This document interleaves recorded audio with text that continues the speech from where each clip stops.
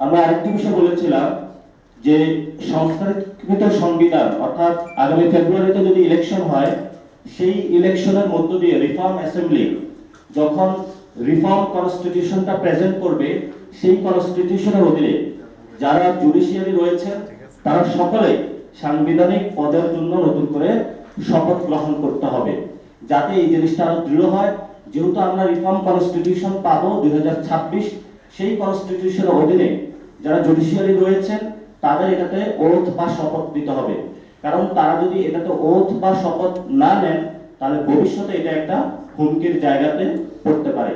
সেই জন্য আমরা সরকারের কাছে এই 6 দফা যে দাবি সেটা দিয়েছিলাম, এবং এই দাবির মধ্যে অনেকাংশে কিছু দাবি বাস্তবায়নের আমরা দেখতে পাচ্ছি।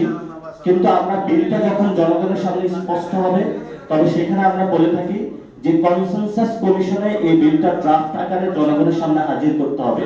অর্থাৎ এটা যদি এখন আইন মন্ত্রণালয়ে পাঠানো হয়, আইন মন্ত্রণালয়ে আসিফ নজরুল যিনি রয়েছে, ওনাদের উপরে জনগণের কিন্তু আস্থা নেই।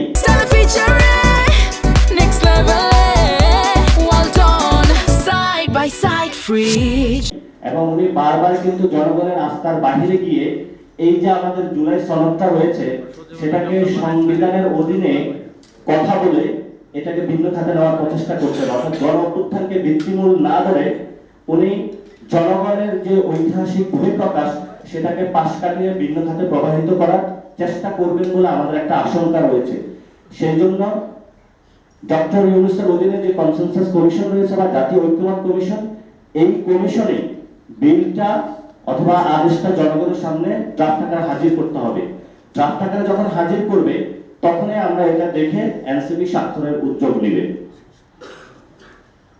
আমরা যে 6 নম্বর ধাপটা বলেছি সেটাতে বলেছি এই 2026 সালে যে সংস্কৃত সংবিধান, সেই সংবিধানকে সংশোধনী আকারে বলা যাবে না।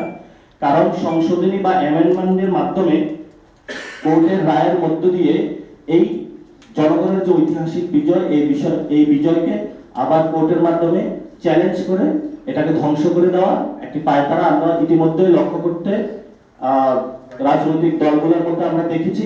ভবিষ্যতে এই ধরনের কোনো প্রসেস আমরা বাংলাদেশে জনগণের বিপক্ষে গিয়ে কোনো রাজনৈতিক দলের কাছে আহ্বান থাকবে আপনাদেরকে এই ধরনের কর্মকাণ্ড থেকে আপনাদেরকে জনগণের পক্ষে দাঁড়ানোর জন্য আপনাদের কাছে আহ্বান থাকবে।